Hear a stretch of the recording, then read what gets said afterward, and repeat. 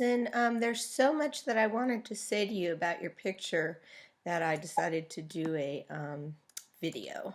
First of all, I'm really impressed with how hard you work and what a perfectionist you are. So just try to make that work for you. Don't make it go make you go crazy. Okay.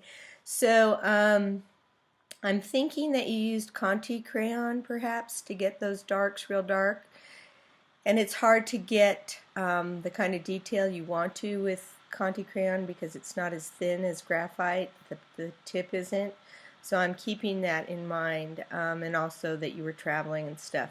Everything looks really good. There's a couple things. First of all, with the face of the person, I would have tried to give it an ear and an eyebrow and just give it a little bit more detail because everything else you're rendering really realistically. Or else you could have left it really stylized and just had an oval for the head. You could look at John Wayland's figures to see what I'm talking about in reference to that. The other thing is with your lights, there's a side of the light that we shouldn't be able to see. You're drawing the lampshades as if we were looking up at them, but you're drawing everything else as if we're looking down at them. Okay, so let me show you a little bit about what I mean here.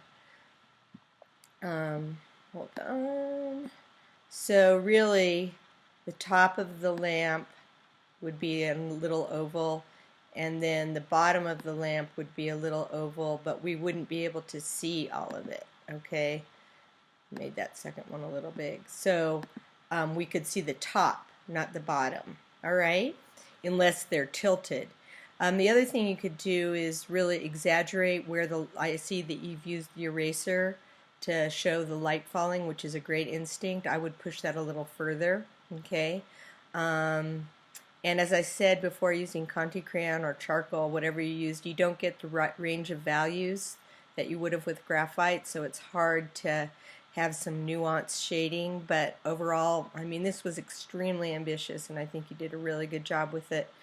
The other thing I would urge you to do is, rather than trying to draw in all of the pattern on the chairs, because it's hard to keep it in perspective, as you'll notice in a lot of interior design drawings or exterior design drawings, they just use enough of the pattern to show us what it's like, and then they let our eye fill in the rest.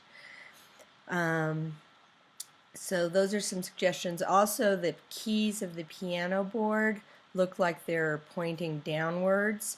So I think all you needed was to have some kind of a line, oops, wrong shape, a line along the bottom to kind of show us, and I'll show you what I mean, show us what it would really have looked like down here. All right, and I don't know what vanishing point you're using for the piano or how you did that, but probably be something like that underneath the keys. And then the keys themselves, the black keys, would have to be in perspective too. So as I said, this was super ambitious. You did a really good job with it. I'm just pushing you a little further. I love the detail in the door handles and the chair detail, and just even taking on a piano was a big issue. So if you have a chance to revise, great. If not, I understand. Okay. Beautiful work.